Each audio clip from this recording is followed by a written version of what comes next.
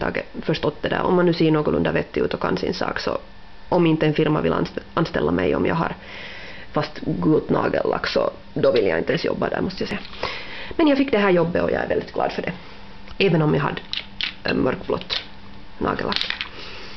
Just det, OPI. Här är ett härligt höstlack.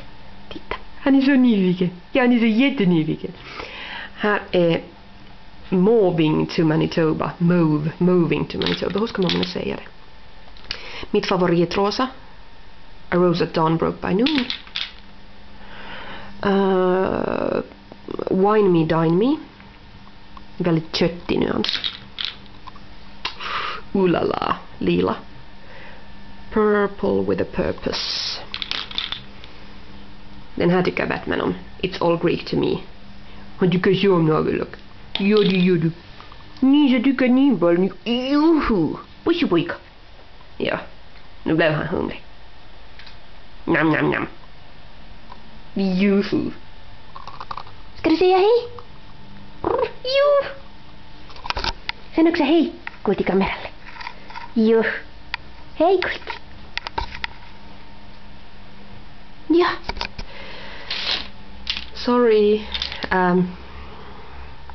Det här är ett Designer Series shimmer lack. Ett till. Couture. DS Couture. Princess's Rule heter den väl. Härlig ljus. Rosa. Vi tar någon OP till. Vi tar den här. Den här visade jag ganska nyligen. 20 Candles in My Cake. Jag tror att det var för att fira 20 år med OP. Kan det stämma? Är det så gammalt bolag? Didgeridoo Your Nails.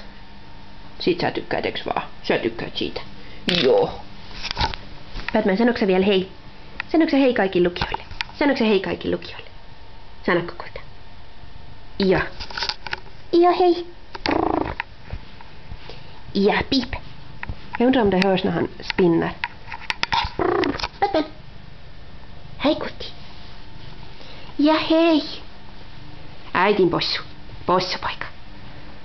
Joo, niin sä olet niin kultainen possupoika. Joo, niin sä olet jo. Niin se on äitin sukka. Se on äitin sukka jo. Joo niin. Joo. Han är så sällskapssjuk. Han är så himla fin. Niin sä olet niin kultainen pieni. Vi tittar på några ännu. 2 inglot. No, se nu. Han ser kamerabandet. Ser ni? No. Börjar han pjassa. 2 inglot. Väldigt fina. Den här hade jag